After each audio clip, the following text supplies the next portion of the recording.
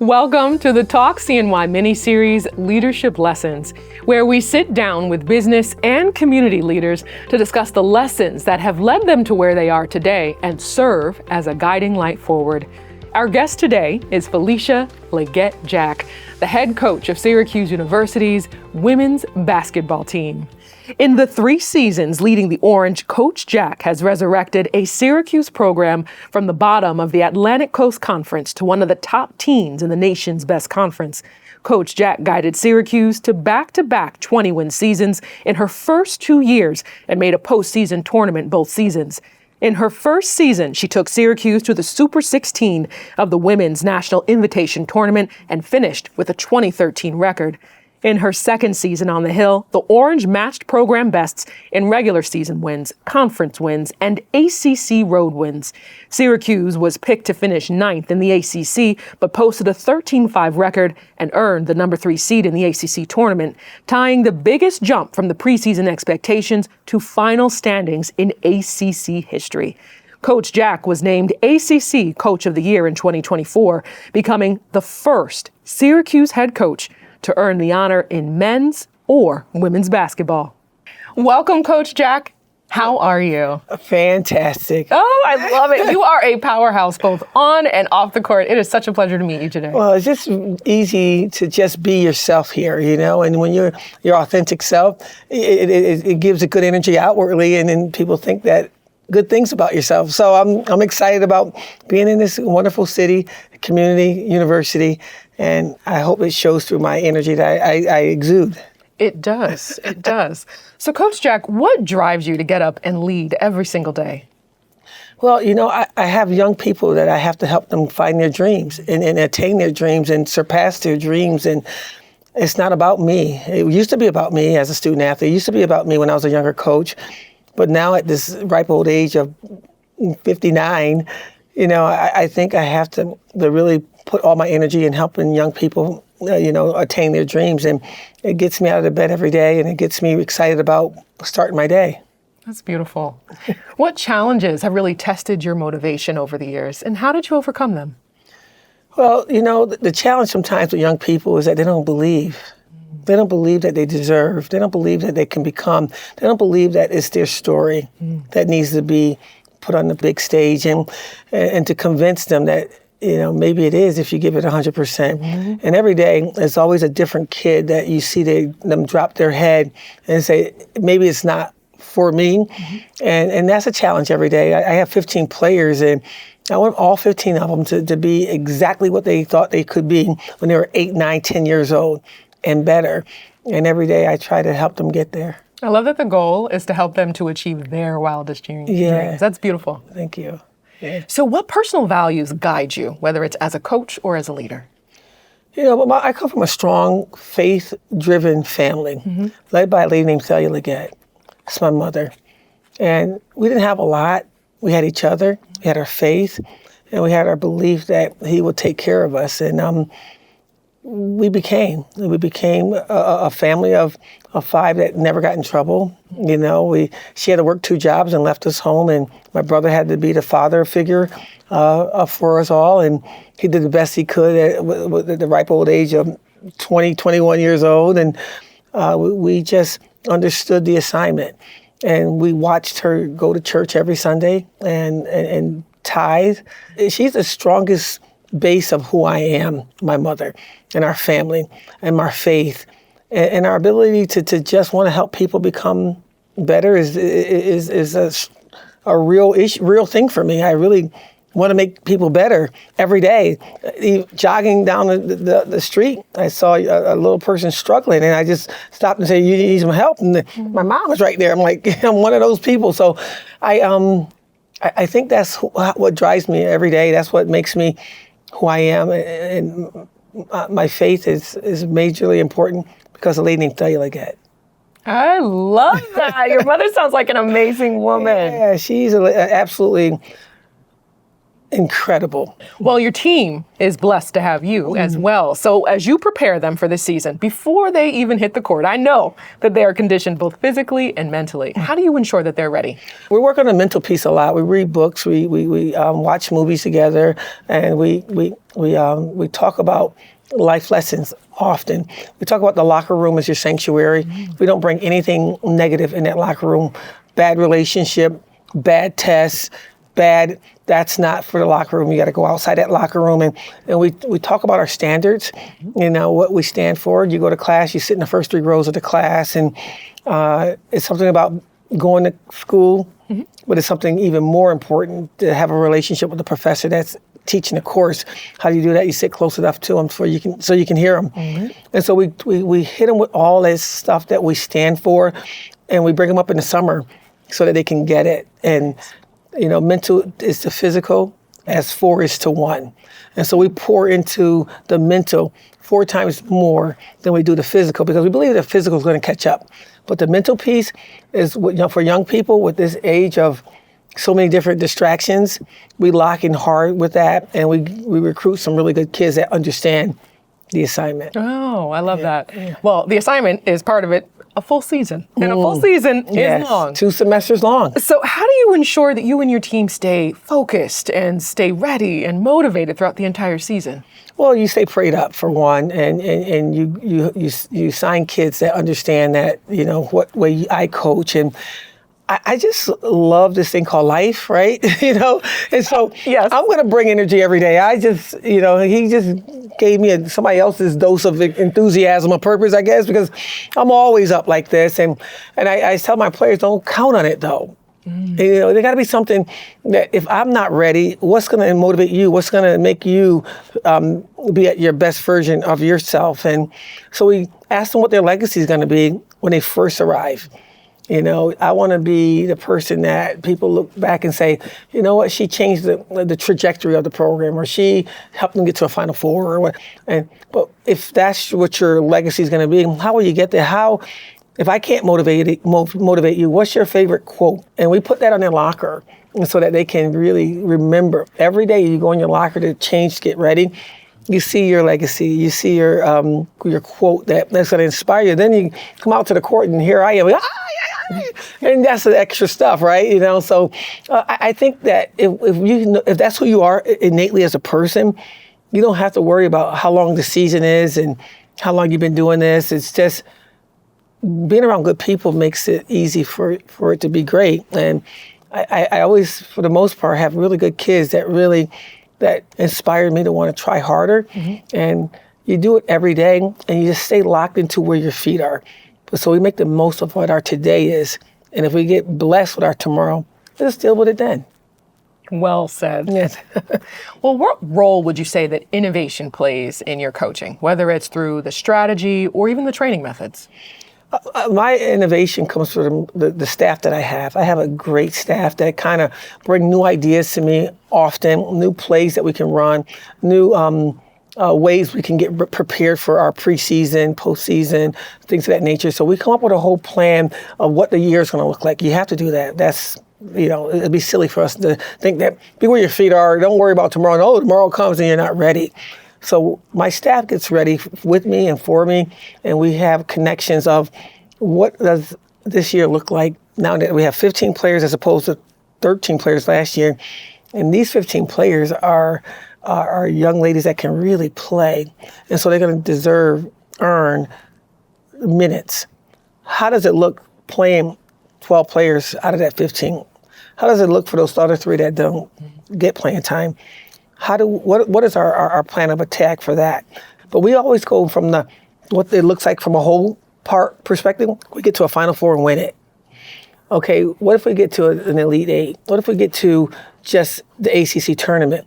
How does that look, and what is our game plan and our strategy? What kind of offense, defense are we going to run for those segments of the season? And I got some amazing coaches that really get me on the edge of uncomfortability, if you will, so I can see the picture from a holistic point of view, and then break it down in pieces. And we'll have like a preseason situation where we'll go away, my coaches and I, and just hammer away for 2 or 3 days with no distractions and come up with some plans and strategy. I'm not going to tell you all those things because I don't want Duke and all them people to know my stuff. I understand. But the idea behind it is we break it down from the holistic point. We make it smaller, and we keep in mind this is a people's game that we coach, and there's people involved. And as innovative and creative as we want to be, we got to remember that some kid might lose their mother or might have a season-ending injury that could be a major player for us. And change is very important. As creative and innovative as we need to be, we got to be able to pivot, and we have room for that as well. Well, you're doing great. I hear you talking about the strategy, the planning for greatness beforehand, different tiers of greatness, and how you're going to handle it as you get there along the way. Yeah. Coach Jack, as I said, you are a powerhouse, both on and off the court. God bless you. So as we're speaking about innovation, I know that there's recently been like a new era that's come about within college athletics. Yes. There was the recent settlement that took place in June. It was between the House and the NCAA. So how has this new funding model really changed operations for the women's basketball team, if at all? I think it evened the playing field. You know, one thing that I had to struggle with my first couple of years here at Syracuse is that I can recruit. I'm really good about helping young people see the vision that we have for anywhere I've coached, including Syracuse. But we couldn't compete financially with things that was happening with the bigger schools. And when they even the playing field, you're going to see the season this year, the young people that was able to say yes to us due to the fact that, you know, not only are they going to get the best education at the best school in the best city, best community, and the best coaching staff, but they also are going to be in competition with financially what the bigger schools can give them as well. And so I was able to recruit differently this season with the young people that I was able to attain. And if you 38 years in this business, I kind of have an idea how to tell a kid that your dreams matter and I'm going to help you attain them. But it got to a point where I knew I couldn't go after certain kids because we weren't going to be able to get them, so let's not waste our time. Now, every kid in the country is a kid that I'm going after. I love that. Yeah.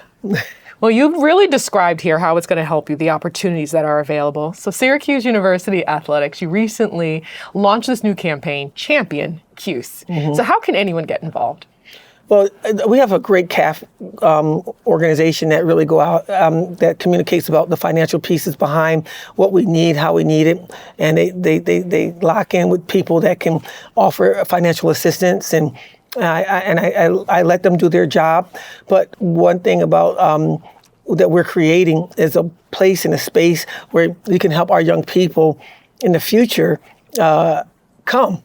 You know, financially, it's that's the name of the game right now. And I think that if we can help financially support our young people and give what you can, and then $2 more on top of that, I think that we can really bring in some high quality student athletes. And I promise you, we're not going to bring kids in here that's just going to play basketball.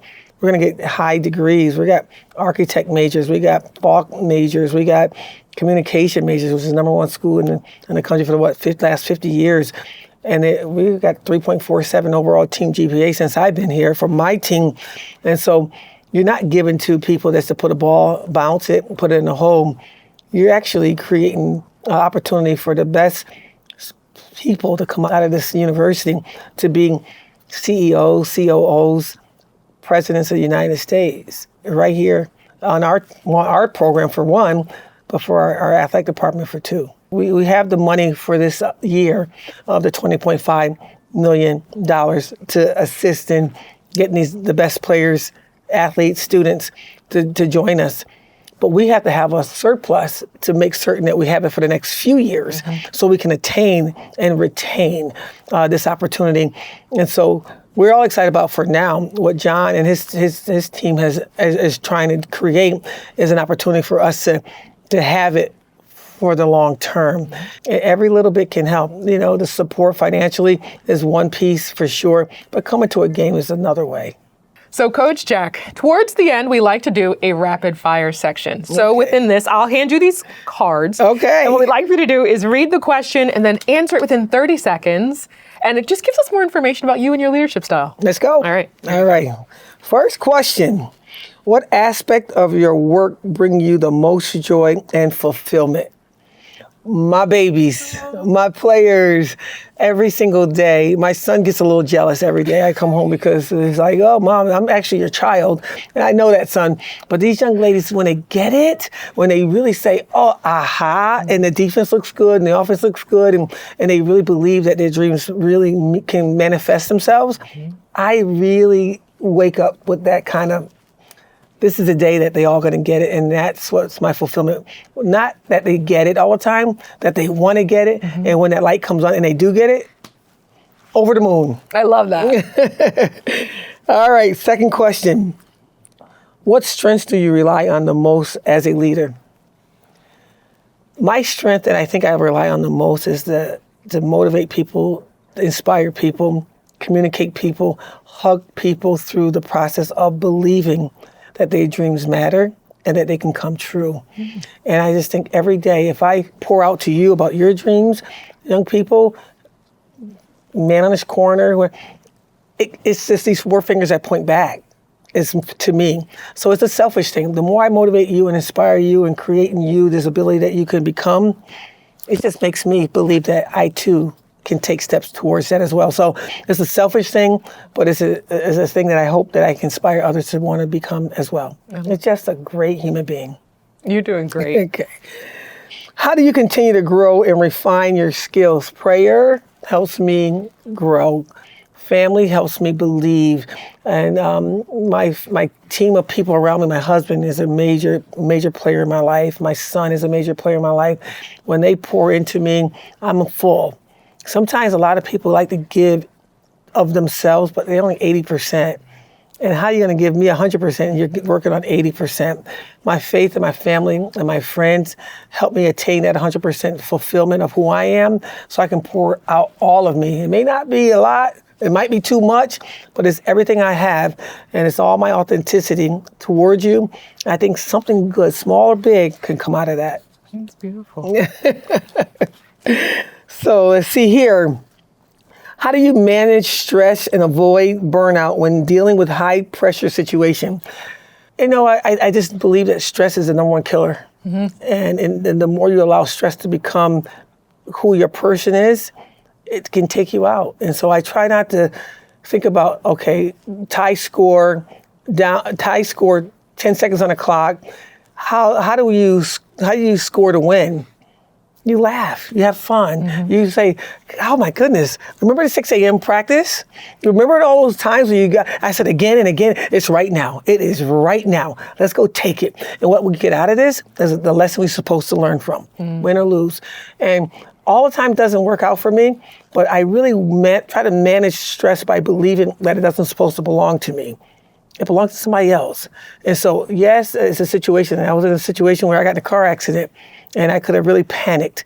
And I just saw that the situation where it was about to really be incredulous. And whatever's going to happen is going to happen. And I ended up finding this young guy to pull up to me and say, hey, can I help? Got me out of the accident and everything was good. You can manage stress if you choose to not let stress run your life. And I make choices every second of the day to not let stress be the reason why I become or don't become something. Well said. So, all righty, here's another one. What role does mindset play in leading through good times and times of adversity? I think like I said earlier, mental is to physical as 4 is to 1.